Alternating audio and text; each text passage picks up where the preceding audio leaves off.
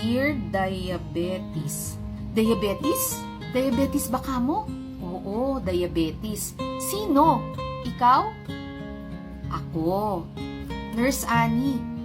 Meron akong diabetes. At dito sa aking diary, happy 43 years. Diaversary. Ano yun? Diabetes anniversary. Bakit mo sineselebrate? Siyempre, umabot ako ng 4 decades plus 3 years and counting. Hopefully, tumagal-tagal pa.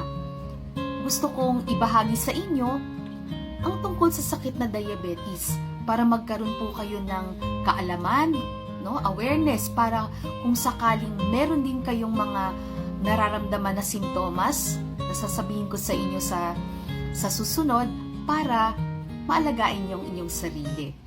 So yun lang, ingat sa matatamis. Iwasan ang diabetes.